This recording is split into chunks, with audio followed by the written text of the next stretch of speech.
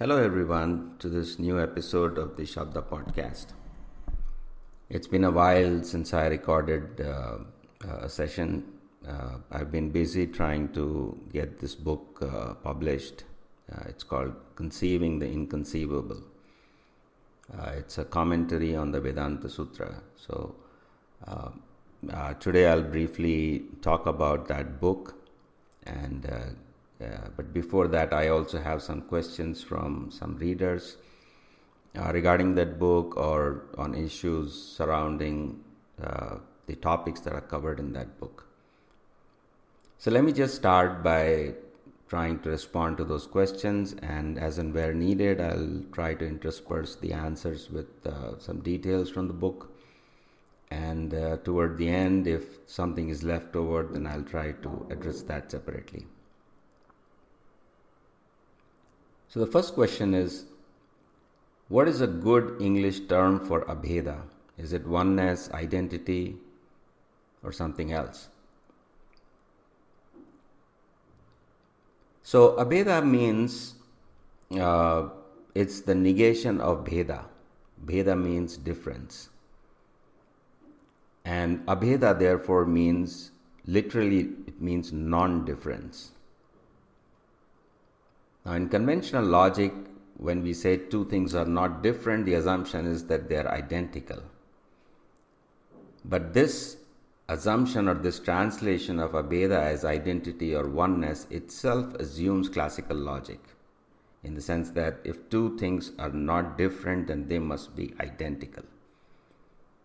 This is the principle of mutual exclusion, that or actually non-contradiction in this case, and I'll briefly come to mutual exclusion. So non-contradiction says either two things are the same or they're different, but they cannot be, or something is either true or false. It cannot be both false or neither false nor true. So certain assumptions about logic are built into English and generally in Western thinking. And when the translations are made based on that thinking, then Abheda is translated as oneness or identity, but it's not. The correct translation is non-difference. So what is non-difference? Let me just take an example about this non-difference. So in the book Conceiving the Inconceivable, there's a stock example that I use, but it need not be that example. It can be many examples, but let me use the stock example and then I can try to generalize this. So the stock example I use is that of a cow and a mammal. And this is not a very special example. It can be any two concepts, one which is more specific and the other one that is more general. So it can be like color and sight or yellow and color. So in this case, let's just use the example of cow and mammal. So there are two statements that are generally made about these concepts where we can say the cow is a mammal, right? So we call this, inheritance of the property, where a cow has inherited the property of being a mammal. But because of this inheritance, we also say that a mammal is not a cow, right? Now, this immediately violates the principle of identity in logic, where if you say A is B, then immediately you have to say B is A. In arithmetic or in set theory, if you say two sets are equal to each other or one set is equal to the other set, then the other set must also be equal to the first one. But in this case, we do not accept that principle of identity. So we begin by violating the principle of identity in logic. And so a cow is a mammal, but a mammal is not a cow. And this is simply because the mammal is a more general concept than a cow. And because this principle of logic is violated in all conceptual conversations, therefore classical logic is not fit for dealing with concepts. And there are several, logics that have been proposed, none of which completely works.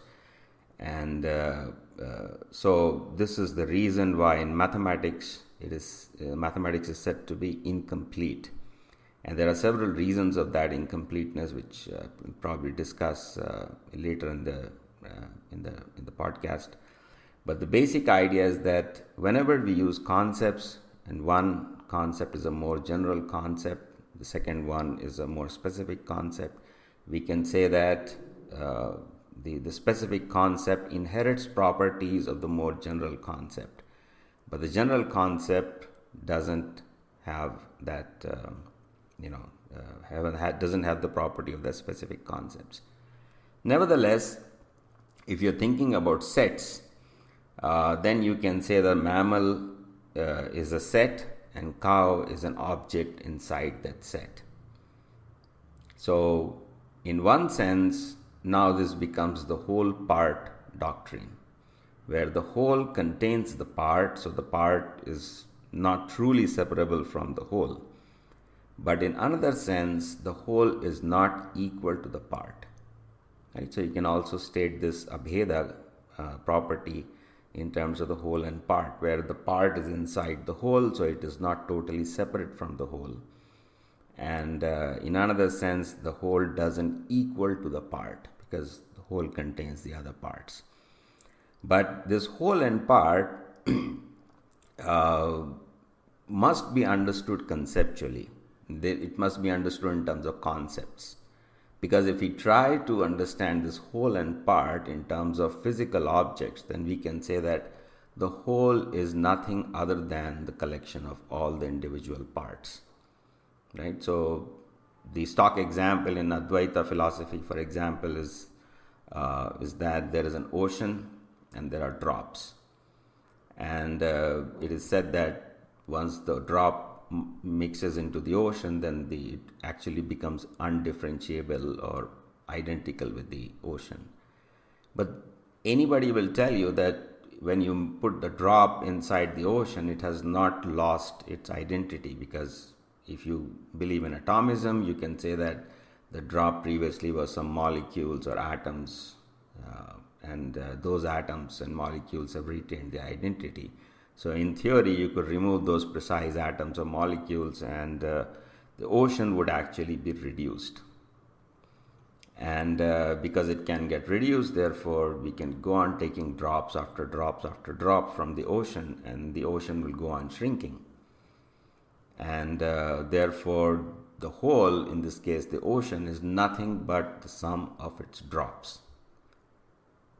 But when we think of this whole and part in terms of concepts, then we can say that even if cows did not exist, or even if you remove the idea of a cow from the idea of a mammal, the idea of mammal would still be the idea of a mammal. It would not be reduced, because the mammal means a set of species that breastfeed their kids, or they have mammaries. So the idea of a mammal would not change. It will not reduce in meaning. We will not change the meaning, or will not say mammal has been lessened by the removal of the cow. So removal of the part of the mammal doesn't reduce the mammal. And this is a very deep idea, and in so many places it's described in so many ways. One of these ways is in Ishopanishad, for example. It is said, Om Purnamadaha Purnamidam Purnata Purnamudachyate Purnasya Purnamadaya Purnamevavasishyate. So the whole is complete, and if you remove the complete from that complete, the balance is also complete, right? So there are two kinds of complete here. The first complete is the mammal, the idea mammal. And the second complete is the set of all cows and horses and dogs and cats and so on, all the types of mammals. So you can take the idea mammal, and you can say that is complete. And from this complete comes out all the other, types of mammals like cows, horses, dogs, cats, elephants, and so on. And even if you remove this complete from that complete, the original complete is not reduced, right? So the balance is also complete. So what they're saying is that if you remove cow, horse, dog, tiger, whatever it is from the set of mammals, the mammal is still complete. And this is conceivable, this is understandable only when we think of this whole and part in terms of concepts. It becomes impossible to understand this if you think in terms of physical objects, right? So if you take a drop out of the ocean is reduced. If you cut a hand from your body, the body is reduced. So any physical conception leads to the problem. So in a very simple sense, if we have to conceive reality, it has to be a sort of what I call semantic realism or conceptual realism, where the whole is a concept and the part is a concept.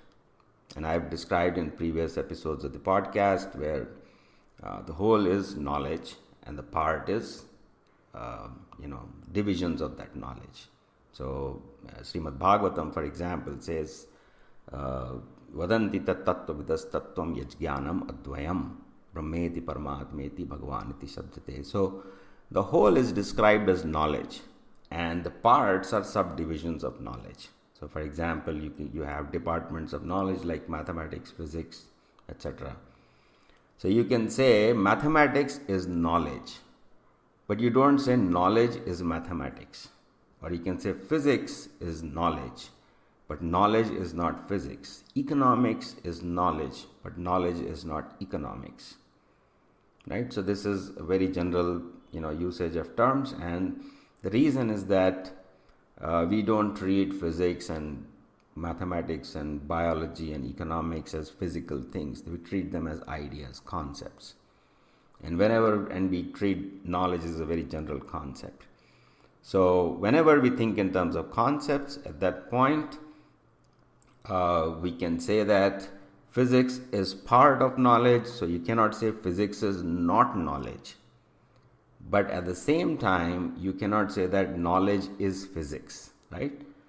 So you get these two seemingly contradictory ideas where you say physics is knowledge, knowledge is not physics, and this violates the principle of identity, where you can say A is B but B is not A.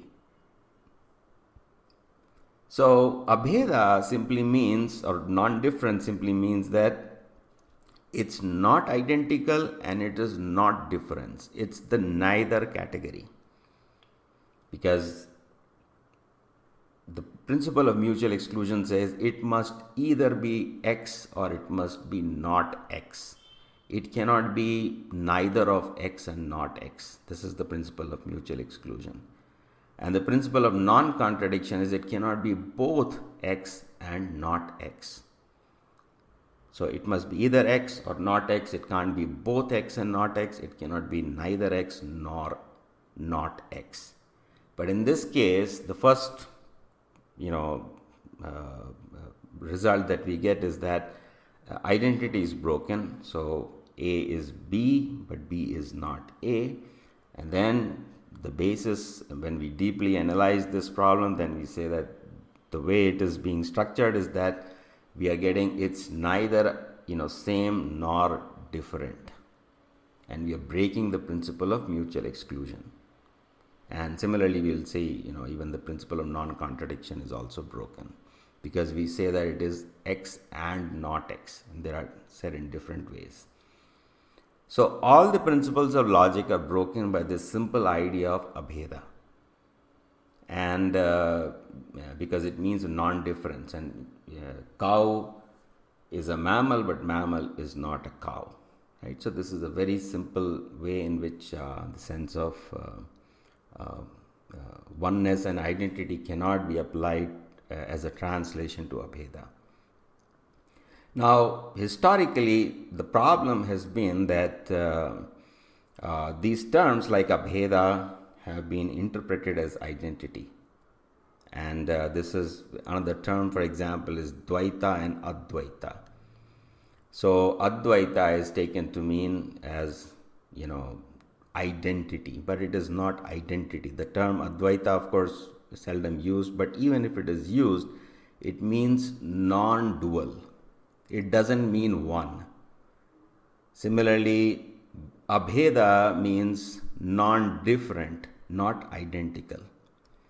And the only way we can understand this is if we conceive of reality in terms of concepts.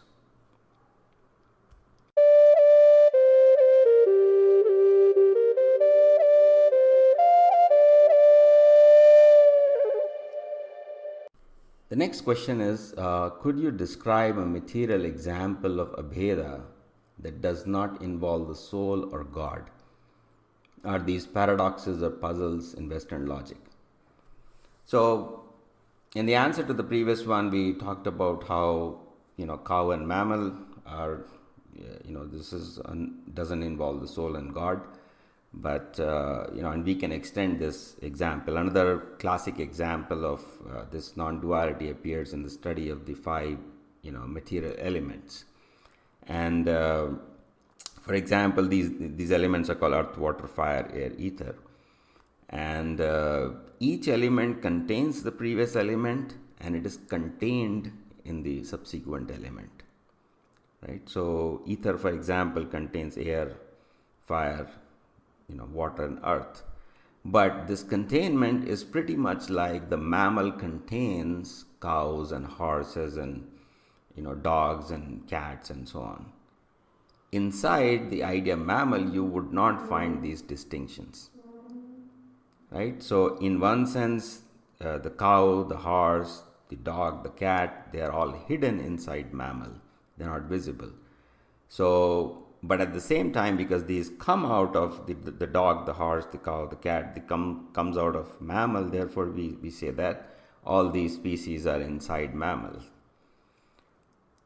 But at the same time, we'll also say that the mammal is not the horse, the mammal is not the cow, the mammal is not the dog.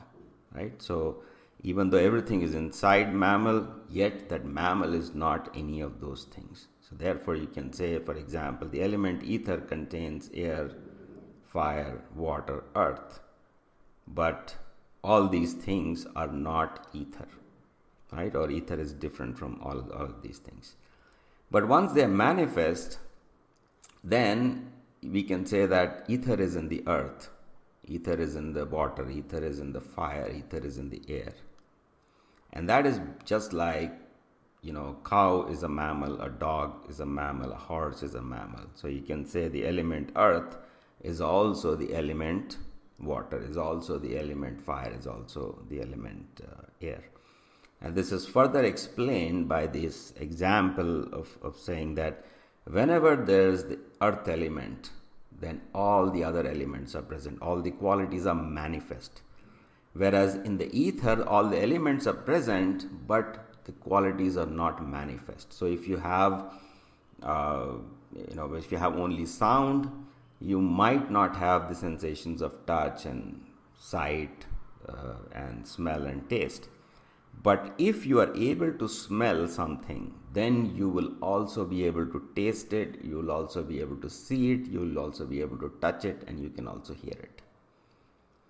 So, Bheda-abheda, in this case, the element earth is the whole, and air is a part of that, which means there are certain things that can be heard but that cannot be touched.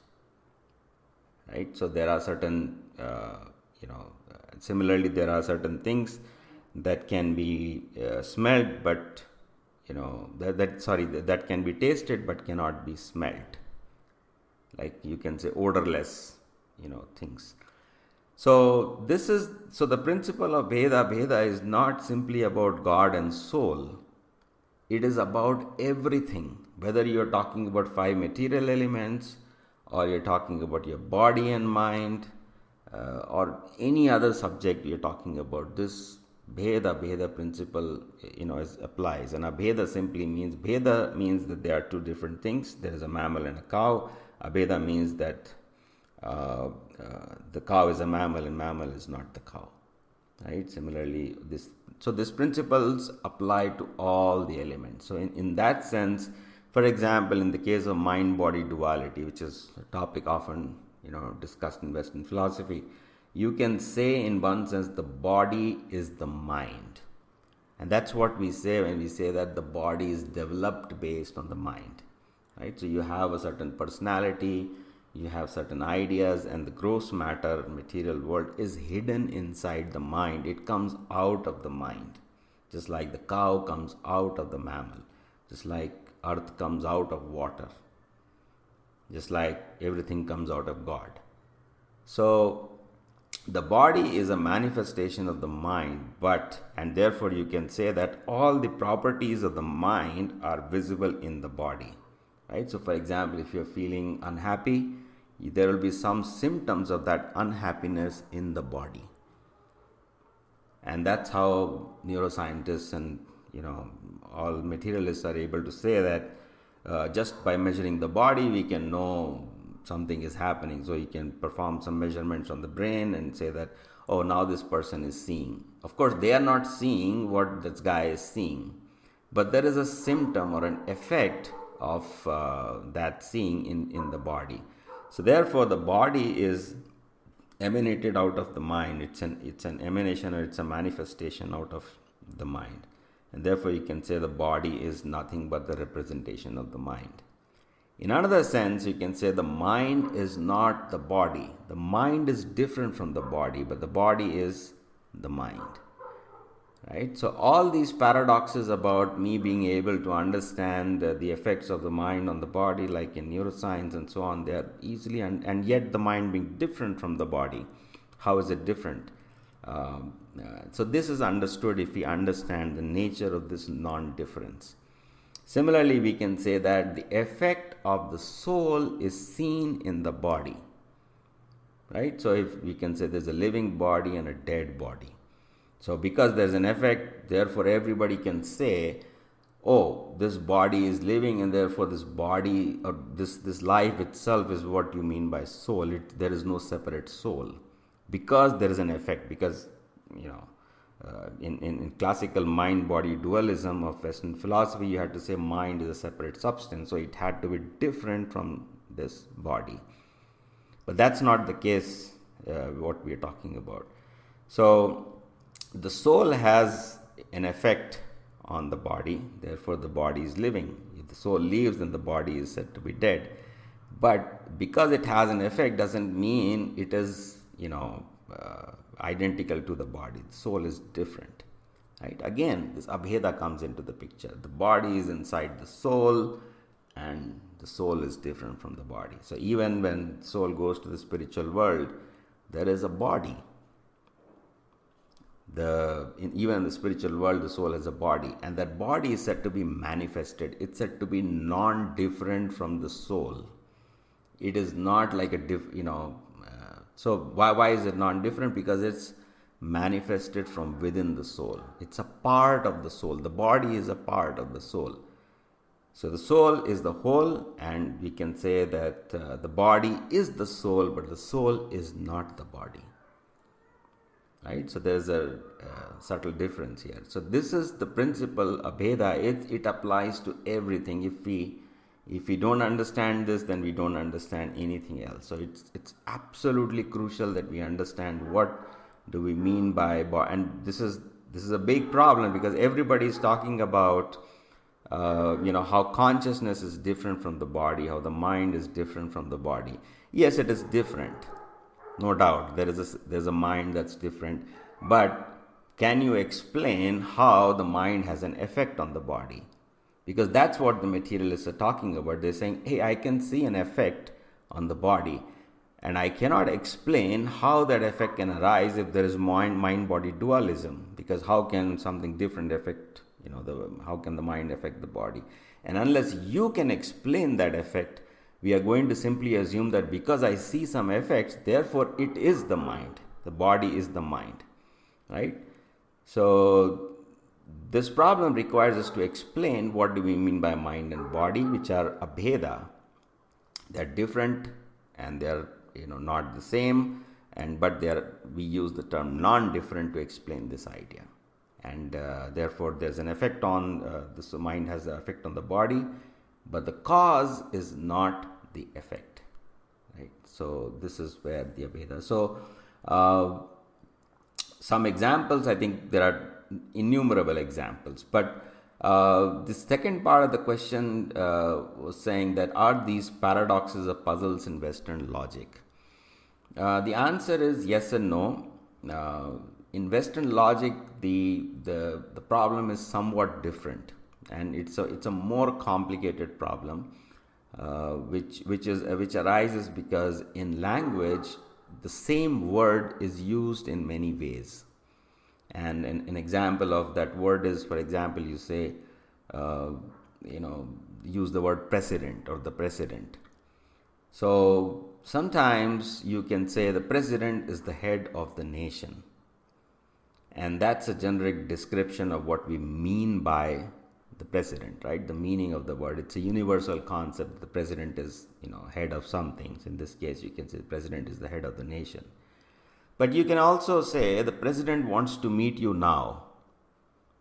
In that case, we are not talking about that universal idea of the president. We are talking about a specific individual person who wants to meet you now, right? So the word the president sometimes means the universal idea, sometimes it means a specific individual. And sometimes you could, there could be a president of the football club, right? So the meaning of the president could be, depending on if, Secretary of State or Foreign Minister were talking about the president, they would naturally mean the president of the state. But if somebody who's, some player at a football club was talking about the president, he would mean the president of the football club. So there is contextuality. So the same word, the president, can mean the head of the state. It can mean the head of a nation. It can also mean the head of a football club. And it can also denote an individual who's president of the nation or, head of the football club. So the same word, the president, is used in three different ways. One is a universal, other is an individual, and third is a contextual. So the meaning of the word president comes in three ways. So these three ways are, the three modes of nature. And these three modes, they apply to everything. It is not just that the modes are only in matter. They are applicable to everything else. That's a deeper philosophical point that's discussed at length in Conceiving the Inconceivable. And this issue is basically because you can use the same word in three different ways, you don't know which of the meanings applies in this particular case, right? So, but the context helps you understand that. In ordinary language, we can understand. When you say the president wants to meet you, you know who's speaking and in what context they're speaking. Therefore, you kind of know that they're talking about the head of the nation, not about the president of some football club. In another context, the same thing means something else. So you have to know who is speaking, where they're speaking, right? In what context they're speaking. Therefore, this term desha kala patra, or time, place, and circumstances, this term is used frequently. And all this is saying that based on the time, the place, the circumstance, the meaning of the same word changes. And if the meaning of the word changes, then obviously the meaning of the sentence changes, the meaning of the paragraph changes, the meaning of the book changes, based on time, place, circumstance. And this is a more deeper philosophical conversation about why only these three words are used, which I'll not get into right now. But the basic point is that the meanings of words are not universally given. Language doesn't have a universal meaning. One important thing, if you study the Vedanta Sutra, you will see the same sutra is mentioned many times, right? So, for example, there is this sutra, Smritescha. Even in the Smriti, something has been said, right? So, they use the word Smritescha. Cha means and Smriti, means the Smriti scriptures like Puranas, Tantras, and so on. So, Smritescha. So, it says, Smriti also says the same thing. So this word, this statement is there multiple times And there are variations of this statement also, which essentially means the same thing. And but even this exact same statement, Smatescha, is there 4 times in the Vedanta Sutra. And every time it means something else. Sometimes, if previously the discussion has been about the qualifications of the spiritual master and something has been said, then they will say Smatescha. So if you have a doubt about what Shruti is saying, then you can also refer to Smriti. Sometimes it's householders' duties, Smriti also says this.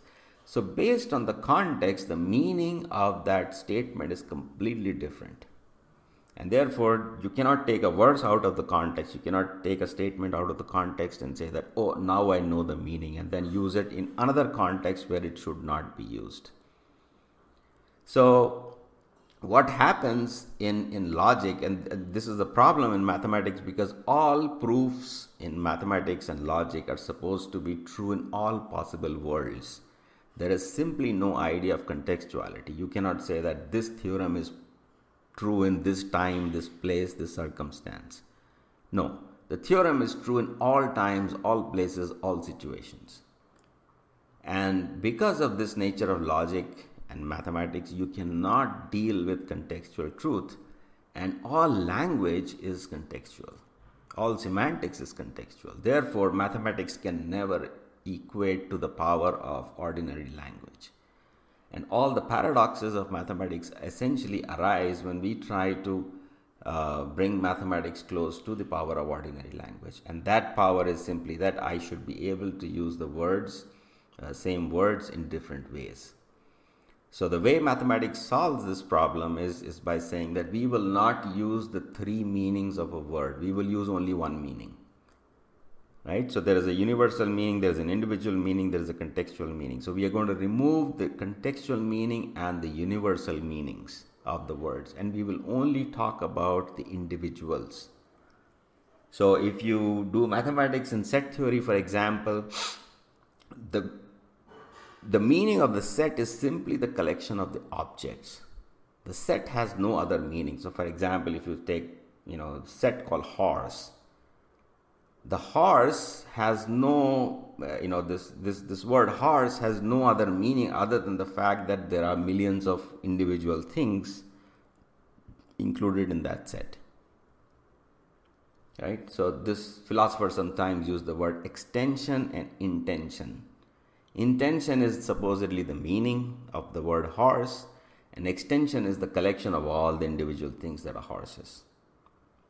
And the moment you remove the universal from this, you immediately run into the problem that I cannot classify something as a horse unless I have the concept horse. So if I remove the concept, then how do I put something into the set called horse? And therefore you get into paradoxes, because you assume that something is a horse based on the concept, and then he went on to say there is no concept, so you could not put anything into the set called horse. To put something in a set called horse, you must have the idea horse beforehand. But we don't like to have this idea, because having that idea will lead to contextual truth and it will break our mathematics and logic. But not having that idea will also lead to problems, because I don't know how to classify anything.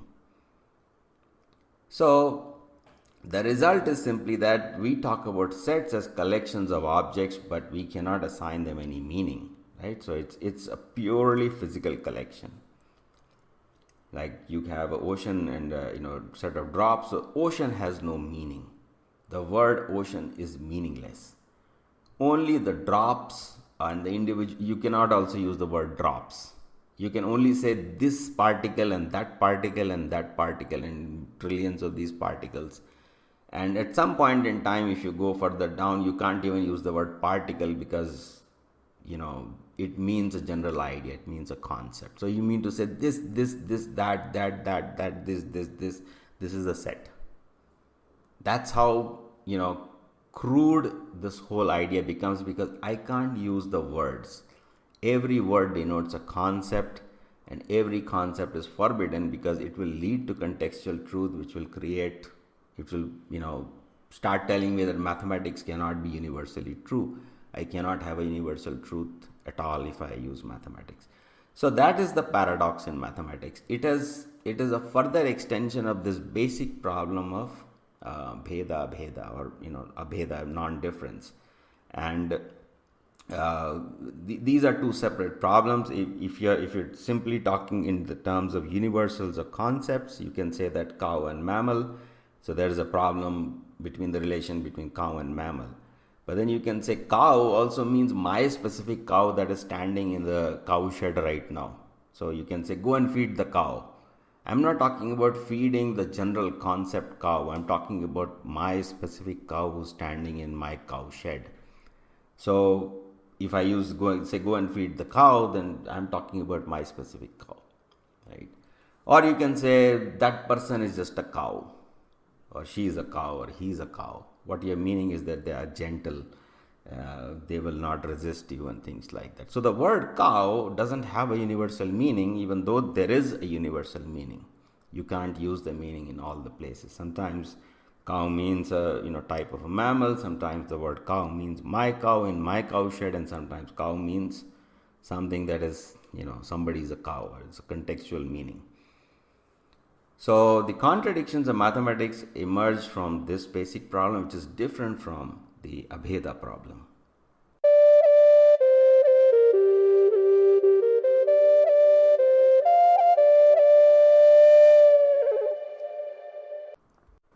The next question is, since all examples have difference in them, can Abheda be fully explained by saying there is oneness only in a certain sense of usage, and therefore there is identity in the sense of usage and difference in other senses of usage?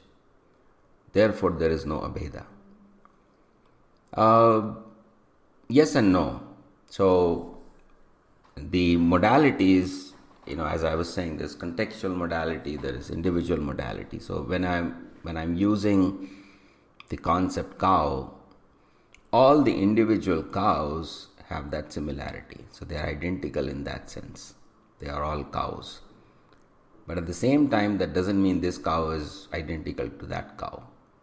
And again, this thing arises only if we say there are universals and there are individuals. If we don't use these two separate things, then this idea that they're both identical and different, this becomes a problem.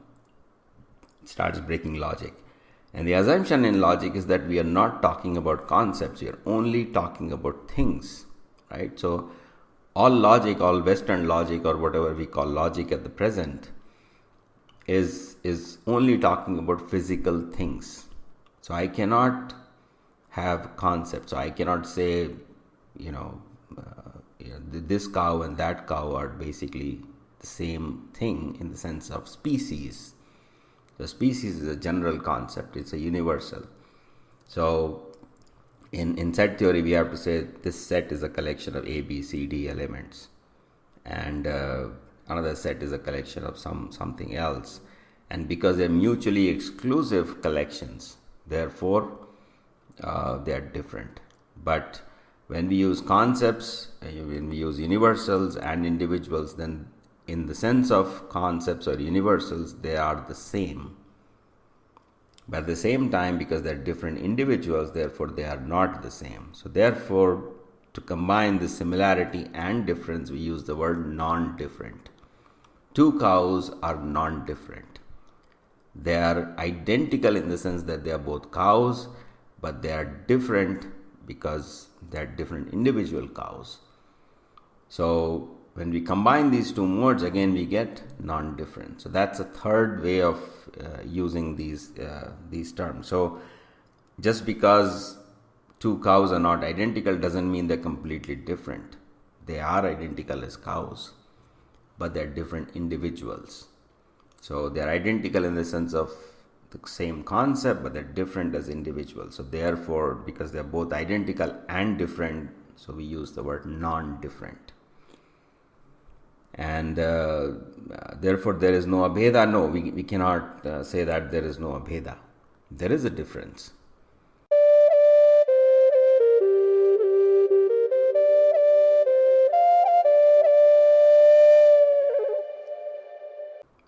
The The next question is, you mentioned the concept of Abhidha does not exist in classical logic because it violates principles. Could you elaborate on this, please? So classical logic, as I said, and I have a book on this called Gödel's Mistake, the Role of Meaning in Mathematics. And mathematics is all about universal truth. Mathematical truth is supposed to be universally true in all possible worlds. Right? There is no time, there is no place, there is no circumstance. So mathematical 2 plus 2 has to be universally true. But that 2 plus 2 quantitative addition you can say it is universally true, but that's not all the stuff that we are talking about. Numbers can also, and this is something that Gödel did in his proof. What he did is he took words and he started mapping them to numbers. So you can say the president, and I can take each of the alphabet and assign, a number, and there is a numbering scheme called Gödel's numbering scheme by which you can make the word president a unique number. And once he started assigning them these numbers, then he started asking all kinds of questions. And some of these questions, use the word president as a universal. Some of them use it as an individual, and once you start using them, you get into contradictions. And so the conclusion that Gödel arrived at was that mathematics is incomplete. How is it incomplete? Because it cannot deal with the universal mode, the contextual mode. It can only deal with the individual. So when I say 2 plus 2, 2 itself becomes a problem in arithmetic, because 2 is supposed to be a concept. And what is 2? Bertrand Russell defined this 2 as the set of all things, or a set of all sets that have 2 members. It could be 2 shoes, 2 horses, 2 cows, 2 houses, 2 countries, whatever. Anything that you can imagine, it's a set of all those 2 things. And so he defined the set or the number 2 like this. But the problem was, how do I know there are 2? Why not 3? So to define 2, I must have the idea of 2-ness with me a priori. Otherwise, I cannot know and collect things, into sets of 2. And because I need to know before, that means I need to have the concepts, before I work on things or before I count things. Therefore, I cannot have a consistent set theory, a consistent number theory. And the only way to get this consistent number theory is to say that there is no 2 concept. There is no concept called 2-ness, 3-ness, 4-ness. I can only, talk about, individual. So basically all number theory reduces down to saying that there is an order. Okay, first, second, third, fourth, fifth, sixth. But even if you do that, then even to say there is something called fifth, you must have the idea of, 5. So mathematicians will even go down to say there is nothing called fifth. There's only next. So you start at something and say this is, 0, for example. This is so if you go down to axiomatic number theory, they'll say 0 is a basic number, and then we have an operation called next.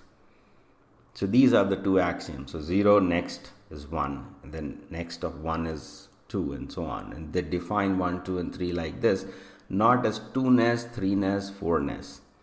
And therefore, what you do if you're going to count, then you can say that, I have 0 elements, or 1 element, or 2 element, and 3 element, and so on.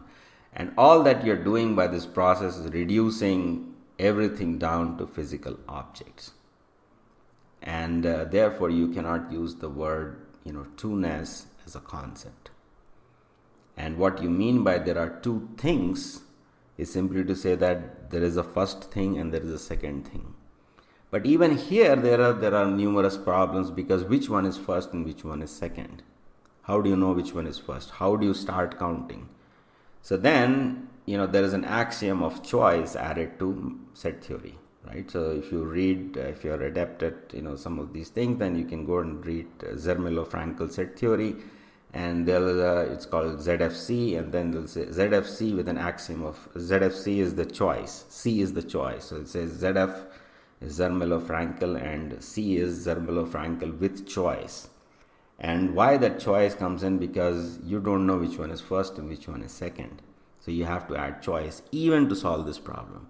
So consciousness, in the sense of being able to select or order things in different ways, enters number theory and set theory. You can't even count, and even in this counting you're not using concepts, right? So even if you think about the world completely in a physical sense, even then you need choice, because you got to know which one is first and which one is second and so on. So if you're forming a space, for example Euclidean geometric space, you can say there is an origin and there is a next point. But where do you place the origin in that space is a choice, and that's what comes to be known as relativity. So each observer is making a choice and say, this is my origin, and what is that origin? It's me. So from that origin, so everybody can make a choice, and once they define the origin, then they can do next point and next point and next point and so on. But this is not enough, so you have to say that what is the orientation of x-axis and y-axis and z-axis. That is also a choice. So multiple choices are involved. What do you mean by direction? So I can say my x-axis points in a different direction than your x-axis, and that's a choice. Then you can say, why should I use Euclidean geometric x, y, z orthogonal coordinates? I can also use radial coordinates. So radial coordinates are r, theta and phi. So I can say that is also a choice. So there are numerous choices in deciding what the coordinate system is, where the axes are pointing, and what the origin is. So these three kinds of, some other time we'll discuss, there are three kinds of choices, and these three choices, they arise in everything, even if you take the world physically. But the problem or the paradoxes in logic are slightly different level, although not completely separate from these things.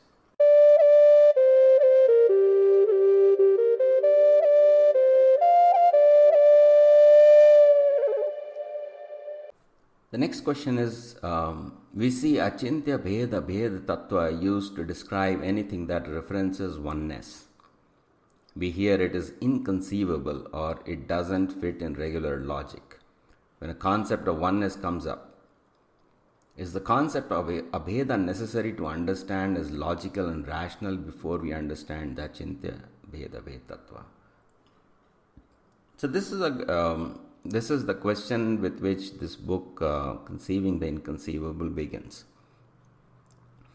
And in the introduction itself, I trace the history of Vedanta philosophy, and contrast it to lots of other doctrines like materialism, idealism, Buddhism, and pantheism, and so on.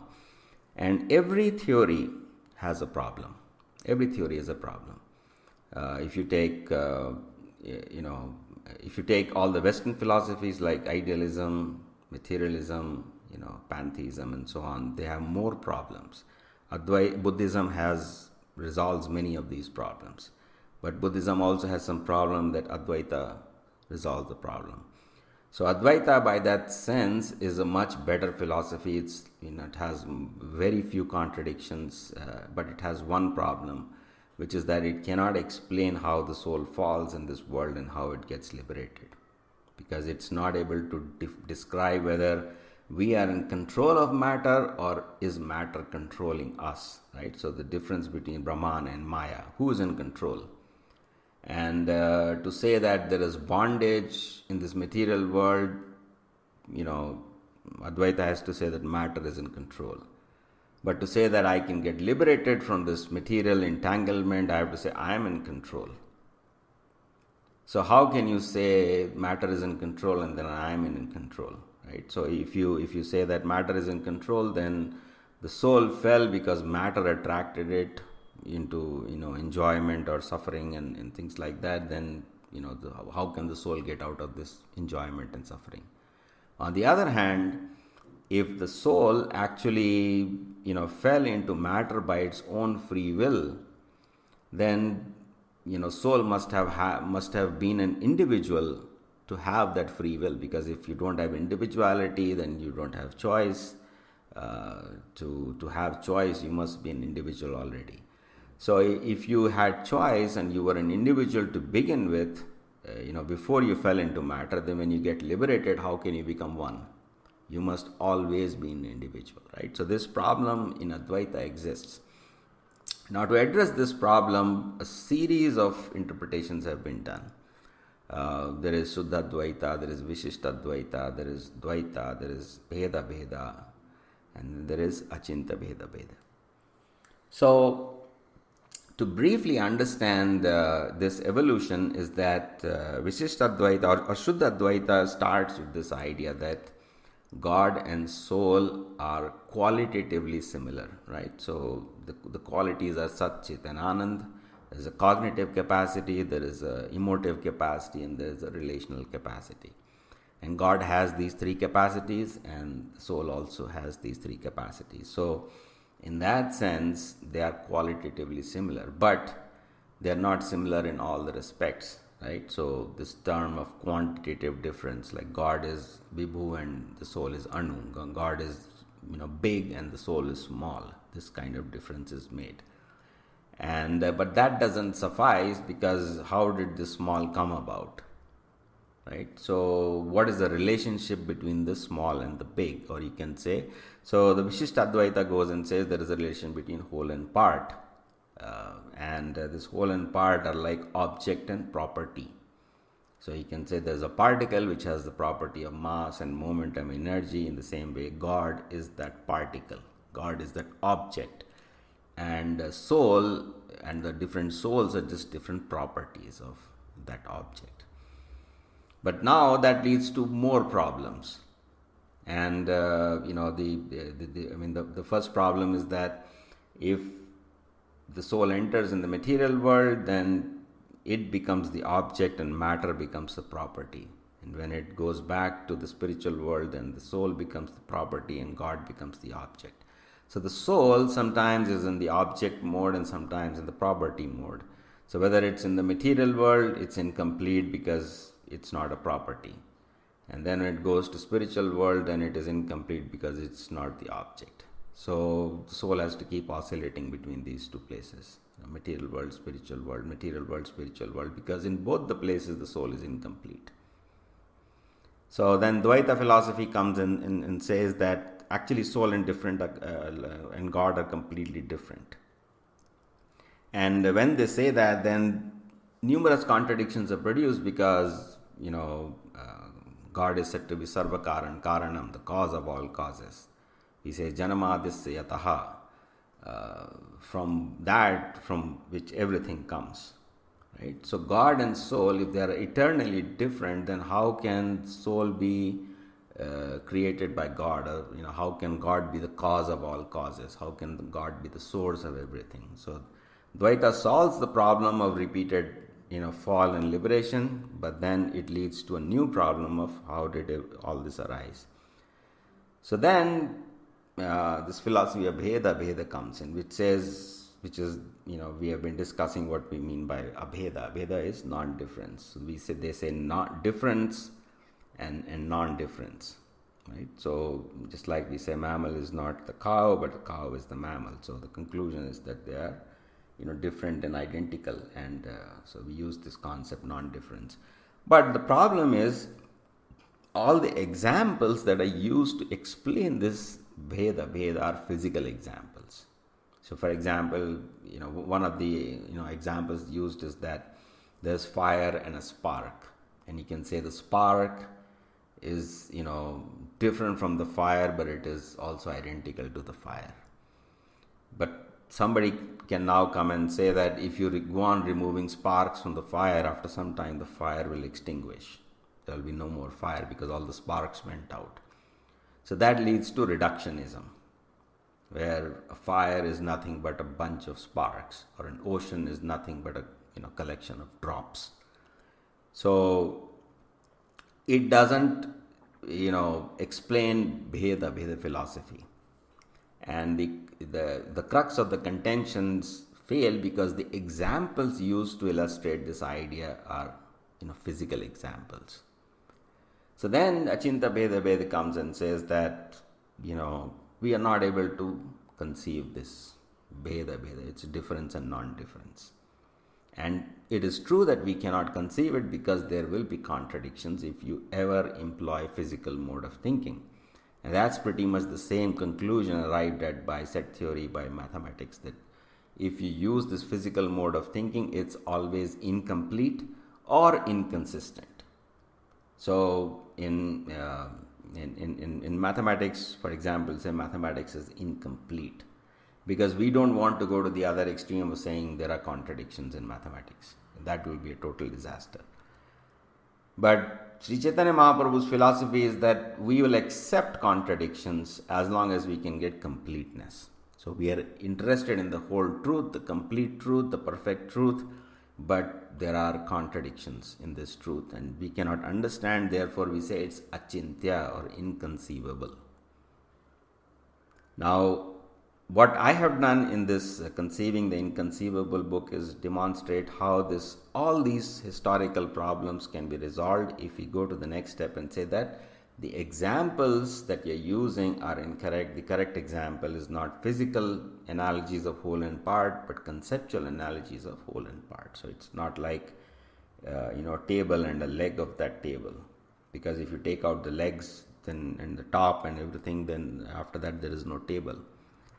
But that's not the case with the mammal. If you take out the cow, the horse, the dog, the cat, the mammal word is pretty clear. Even if all these species did not exist, or even if one of them existed, any of them existed, we will still be very clear what we mean by mammal. And even if none of the species existed, we would still be very clear of what we mean by this word. So the elimination of all these examples do not reduce the concept, and the addition of these examples doesn't add to the concept. We don't start saying that now I understand, mammal has been refined because a cow has now started existing. No, we were pretty clear about what mammal is without even when cow didn't exist. So it is inconceivable if we use physical logic, in very simple terms. And physical logic is determined by physical thinking, that there are two separate things. If you look at two chairs, you never use the word chair. You just say this and that. This you never say that it has four legs, because what do you mean by leg? Leg is a concept. Right? So this is a whole lot of 20th century philosophy where people try to solve this problem. Where they say, let's get rid of all ideas, because ideas like beauty and knowledge and justice and all these things, they lead to so many problems, and we have been fighting over these things for thousands of years. Religion is just one of the problems that leads to this idea of goodness and things. So let's get rid of all these things and reduce everything to sense perception. And even this sense perception, I cannot use concepts. So I cannot say yellow or red or blue. I must say frequency. But what is frequency? Let's agree to say that this frequency is this specific instrument that is used to measure frequency. So we will not even talk about the word frequency. We will also say the frequency is also an object which is used to measure frequency. So weight is not a property in science. It's that kilogram that is kept in a standard museum where it's a specific object that's called a kilogram, and that defines what we mean by weight. Similarly, meter or length is not. Let's not even talk about length. Let's only say that we will measure in relationship to a standard object that we call a meter. So everything has to get reduced to objects, and once it gets reduced to objects, then by measurement we reduce it to numbers. So there is only two things: there is objects and numbers. But don't say this number is also 2ness, 3ness, 4ness. It is next of 0. And then comes down to what is 0. We don't know, but let's assume that the first number is 0.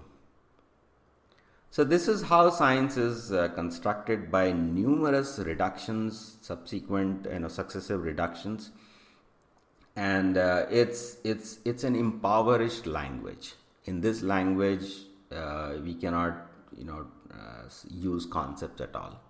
If you can't use concepts, then there's no point in saying mind has concepts, because it is contradictory to all your language. Because in science, you have to say that there is nothing called mind, it's just a brain, and the brain is nothing but molecules, and the molecules is nothing but electrons, and electrons are nothing but charge with electromagnetic force. And so you go on reducing like this, and you still have some choices like of coordinate systems, of axes, of directions, and things like that, but you sort of accept that and say that this is the most we could do so far. So when we try to take that type of physical thinking with its associated logic and try to bring it back and use it to understand the ordinary language world, and then we try to take logic as being sacrosanct, which is what most people are doing, which is completely wrong. Logic is not what it is taught to be. It's a physical logic. It is not conceptual logic. It's not semantic logic. Because it's not semantic, there is no meaning in that. And then we try to use that to understand Vedic philosophy. Then we come up with numerous problems. And one of these problems, like you said, is it's inconceivable. It doesn't fit in regular logic, and that is true. And Sri Chaitanya Mahaprabhu's philosophy of achintya-bheda-abheda is correct. It's a correct statement, but it's conditionally correct on the premise that we are going to use physical logic.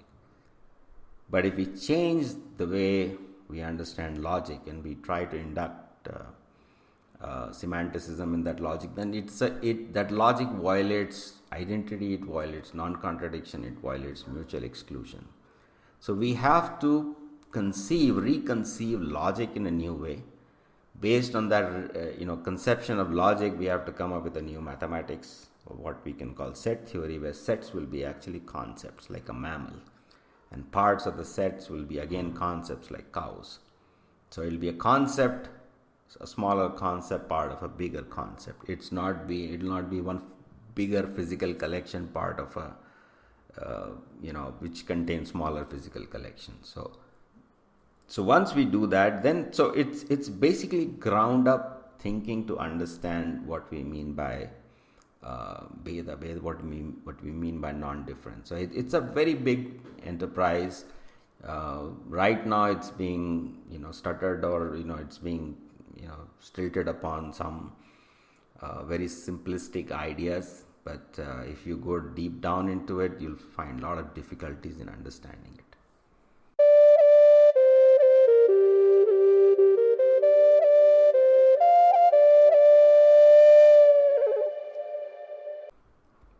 The last question is, can you explain these three modes that you have talked about and its relation to Vedic philosophy, and how these three ideas have also existed in some sense in Western philosophy, and what do you mean by a new kind of logic? So I have discussed this topic very extensively in at least previous 3 podcast episodes, and I'll briefly recapture it. The essence of this logical contradiction problem is that we have to give up this idea that logical truth is universal truth, or mathematical truth is universal truth. We have to embrace this idea that we view the world from different perspectives. So sometimes I use the universalist mode, sometimes I use the individual mode, and sometimes I use the contextual mode. And this is a general paradigm for even if you're talking about observation. So to illustrate this with an example, when you're looking at the world, we think that we are simultaneously using all the senses. And we are using the senses along with the mind and intellect and so on, but we are not. consciousness always focuses on one thing. So if you're looking through your eyes, you're not hearing at the same time. If you're hearing, then you're not touching. If you're touching, that you're not tasting, smelling, and the mind is not, operating at the same time. So the way perception works is that I look at something, then I hear it. So I'm shifting from seeing to hearing. And so through the five senses, we alternate between all these sense perceptions. And then we withdraw into the mind, and then we say, let's put all these sense perceptions together and come up with an idea. Then we withdraw into the intellect and say that, let's compare this, this idea that the mind came up with pre-existing ideas. And let's determine if it is true. And then we go back into the mind, we go back into the senses. So this process is so rapid that we think it's all happening simultaneously. But if we meditate, if we have developed some mind and sense control, we can see how everything is sequenced. It's not simultaneously, right? So if we just understand our perception, then we can understand this is not happening simultaneously. And the reason it's not happening is because these are called the modes of nature.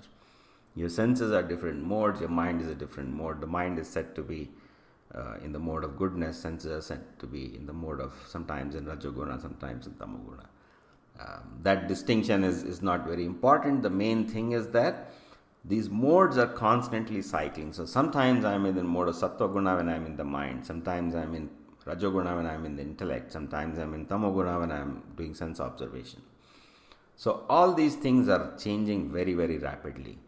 And consciousness is cycling through this. So what that means is that the statement that this is an apple is a different mode than the statement that the apple is red. So redness is a mode, apple is a mode, and the apple is tasty is a mode, the apple smells good is a mode, and this is a green apple is a different mode, and this is my apple is a different mode. So all these modes are combined. I mean, they are simultaneously present, but you cannot see them at the same time. It's like a dice. You can see one face of the dice at one time. So you have to keep tossing the dice again and again and again to see all the faces. And that's what completeness turns out to be, that you cannot get complete knowledge if you stick to one mode. If you see only the 4 number face on a dice, you have not seen the full dice. So you have to roll it again. Then you see 6, then you see 3, then you see 2, 1. And after some time, if you have rolled your dice enough number of times, you have toggled between these modes, then you come to know the full complete reality. But even when you're knowing it, you never experience that reality completely. To experience, again, you have to toggle through the modes. Right? So these contradictions cannot be resolved in a conventional sense where all truth is universal truth. The fact is, no truth is universal truth. It's always contextual. Even if you are going in the spiritual world, some people will see Krishna as a boy, somebody will see him as a ruler, somebody will see him as lover of the gopis, somebody will. So in even to understand God, there are innumerable dimensions, and you can only be in one dimension at one time. That is because our consciousness is like that. That is not God's consciousness. Right? So this is a fundamental difference, that reality is innumerable perspectives combined, but I can only see one perspective, whereas God can see innumerable perspectives. So this is the sense in which we can say God is bigger and we are smaller. God is a bigger consciousness and we are a small consciousness. We are atomic and he is, we are Anu and he is Vibhu. What is the meaning of this big and small? It means that there are innumerable dimensions. I can be only on one dimension of perspective at one time, whereas God can be on all the dimensions and perspectives at the same time. So for example, when the rasa dance happens, Krishna can dance with all the gopis simultaneously. When he is in Dwaraka, he is with all his 16,108 wives simultaneously. Each wife sees one aspect of Krishna, but Krishna is everywhere. So this is the difference between the soul and God, that we can see only one perspective, and therefore if we talk to somebody else who's seeing a different perspective, then he and I can disagree or will disagree. He'll say, oh, I am seeing the dice is 4, and you can say, no, I am seeing the dice is 6. So this is the classic, 5 blind men and the elephant problem. One guy sees the tail, one guy sees the trunk, one guy sees the belly, and they all argue about it. But this problem is not just about the blind men. It's also occurring simultaneously in every man. Just like I said, we are shifting in our perspective from our vision to sight to skin and to thoughts and to judgments and things like that. So we are constantly shifting. If we understand this paradigm, then we can say there is no need to argue. If you move to their perspective, you can understand from that perspective also. But even if you don't move to that perspective, at least you can accept that, my perspective may not align with their perspective, and these are mutually contradictory perspectives. But there is factually no contradiction, because we are not talking about universal truth. We are talking about different perspectives on the same thing, and that truth is called absolute truth rather than universal truth. And that's a big difference in philosophical difference, because in Western philosophy, truth always means universal truth. Logical truth is true in all possible universes. Mathematical truth is truth in all possible universes. Science is true everywhere. But we are differentiating that universal truth from this absolute truth. And the idea is simple, that the absolute truth is like the dice, and the relative truth is like the face of the dice. The absolute truth is like the elephant, and the relative truth is like the tail, leg, belly, of the elephant. And you can't see all of them at the same time. Only the absolute truth can see everything at the same time. The relative truth cannot see. So there is actually no universal truth. And that's a deep philosophical difference between East and West. And, in the West, all truth, if it is not universally true, then it is not true. It's simply a fact. My car is parked in my garage. That's a fact. It's not a conceptual or philosophical truth. So all truth has to be universal truth. And we are basically disagreeing on that claim of Western philosophy and thinking, where we're saying there is no universal truth. It's all contextual as far as we are concerned. And it is absolute as far as God is concerned. So we can look at the world, or try to look at the world from God's perspective, and say all these perspectives are simultaneously true, but not for me. Right? So therefore it is said that God is everything, but everything is not God. This is again a break of identity principle, because God's perspective includes all the individual perspectives, but my perspective or your perspective are confined or limited perspectives.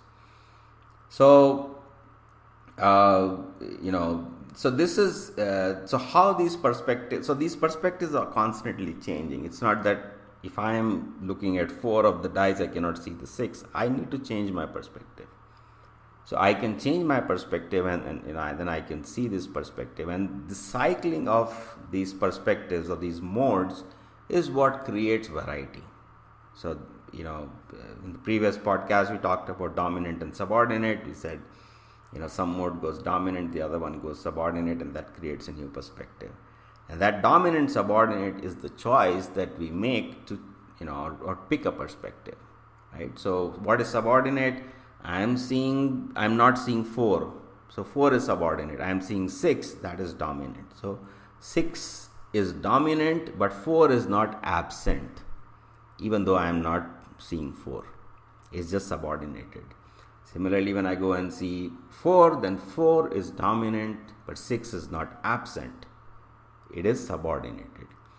So the reconciliation of all these contradictions is dominant and subordinate. It is not that you say the sky is blue and I say the sky is brown, and you are right and I am wrong, or vice versa. It's just that you are looking at something in some way and you are getting a perspective about it, and the other perspectives have been subordinated.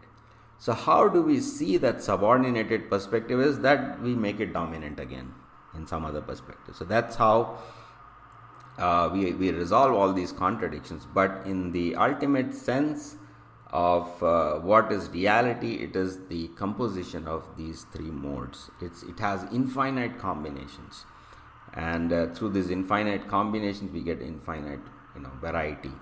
And all these things, they are different in one sense because they are parts. The whole is the absolute truth, and the relative truths are part of that truth. So they are in one sense parts, but because they're conceptual, they cannot be separated. So you cannot say that my vision is not part of God's vision, therefore it is an illusion. Every illusion is part of God's vision. Even the material world is part of God. And but at the same time, God prefers something over the other things. So his preference becomes the absolute truth, and what he doesn't prefer, which exists, becomes the falsity, right? So again, truth becomes a choice. What you're seeing or not seeing is your choice and your perspective. But then even why is the material world false? It's simply because God doesn't like it. You don't ask why it is false. It's ultimately God's preference. He says, I don't like this. This is not my innate nature. This is different from me, even though it's part of me. Like you might have certain aspects of your personality which you might not like, right? You might get upset, you might get angry, you might get competitive, you might get aggressive. So there are certain parts of you which you may not like. And there are some people who will say, oh, I like that part of being competitive and aggressive, and and I don't like the part where I'm gentle and docile and agreeable. So this is a choice for me. That's who I am. And God says, I have made a choice. I have made a choice that this competitive part, the aggressive part, the controlling part is not me. It's part of me, but it is not me. I don't like it. I like the part that is loving, respecting, caring, whatever. This other aspect of me, I like that.